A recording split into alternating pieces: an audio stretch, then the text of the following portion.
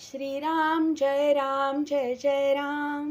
श्री अनंतकोटी ब्रह्मांड नायक राजाधिराज सच्चिदानंद सद्गुरु श्री ब्रह्मचैतन्य महाराज की जय. जय जय रघुवीर समर्थ. श्रीराम. श्री ब्रह्मचैतन्य गोंदवलेकर महाराज प्रवचन 22 मार्च. भगवंतास स्मरून प्रपंच केल्यास तो नीटनेटका होईल. नारदांनी एकदा श्रीकृष्णांना विचारले, तुम्ही कुठे सापडाल? त्यावर श्रीकृष्ण म्हणाले, नारदा, मी वैकुंठात नाही, रखुमाईपाशी सापडेन असेही नाही, तर मी माझ्या भक्तांपाशी सापडेन. भक्त नाही तरी देवाशिवाय कसे राहणार? देवाला देवपण तरी कुणी आणले? भक्त जर नाहीत तर देव तरी कुठचे आले? देव आहे असे जे मानतात त्यांनाच देवाचे अस्तित्व समजते. नास्तिकाला देव कुठला? त्याला विचारले, तुझे कोण आहे या जगात?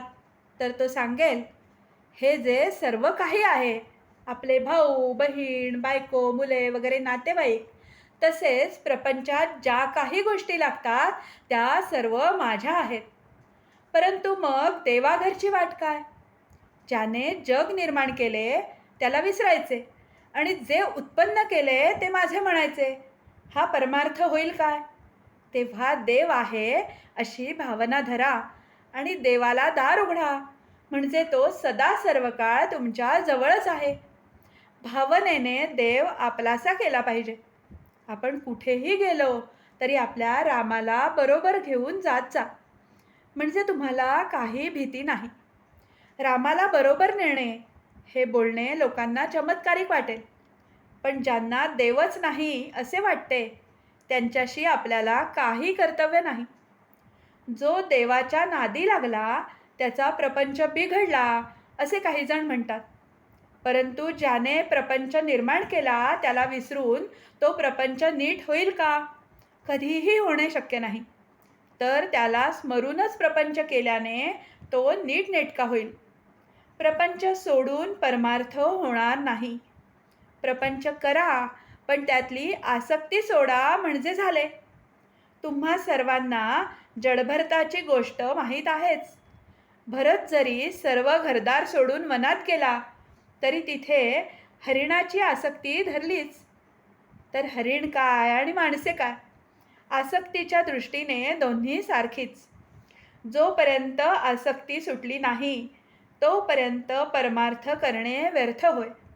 तरी आसक्ती सोडण्याचा प्रयत्न करा आणि माझा राम सदा सर्व काळ माझ्या मागे पुढे आहे ही भावना धरा.